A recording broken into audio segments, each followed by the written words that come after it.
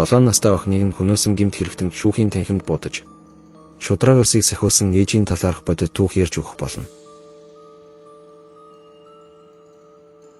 Гэмт хэрэгтэн сэтгцийн өвчтэй гэсэн шалтгаанаар шүүхээр ял өгөхгүй байх өндөр магадлалтай байжээ. 1980 оны 5 сарын 5-нд боомлуулж нас барсан 7 настай Анагийн амь насыг хөнөөсөн хэргийн шүүх хурал үргэлжилж 3 өдөр болсон байна. Гэмт этгээд Клаус Грабовскийн өмнө хүчирхийлэл үйлдэж ял идэлж хоригдож байсан ба алга үйлцнийг өөрөө хүлээн зөвшөөрсөн байна.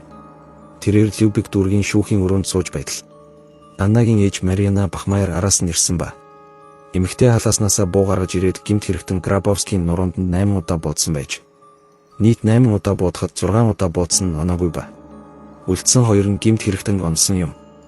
35 настай гэмт хэрэгтэн шүүхийн танхимд инхүү нас барсан байна. Мариана гэмт хэрэг үлдсэний дараа би түүний нүүр рүү буудахыг хүссэн. Гэвч харамсалтай нуруу руу буудчихлаа. Би түүнийг өгсөн гэж найдаж байна гэжээ. 31 настай охины ээж огтхонч эсэргүүцэл үзүүлэлгүй баривчлагдсан юм. Энэ үйл явдлаас бараг 2 жилийн дараа тэр өөрөө шүүгдсэн юм байна.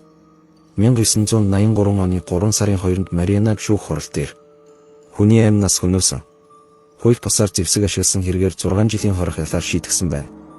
Мариана Бахмайрын энэ үйлдэл нь хүмүүсийн бодлыг хоёр хуваасан юм. Удаан хугацаагаар хүмүүсийг шуугуулж байсан эрүүгийн хэрэгт дээрх шийдвэр хуулийн дагуу цэг тавьсан юм.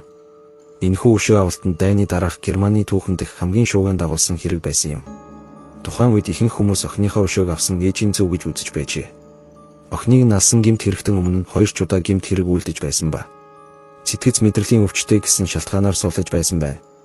Тийм учраас охины ээж шүүхэд итгээгүй тул инхүү өөрөө буудан хороосон байж зарим хүмүүс хуульд эдлэх ёс, хүч хэрэглэх байдлыг буруутгаж охины ээжийг хатуу шийдэх ёстой гэж үзсэн байна.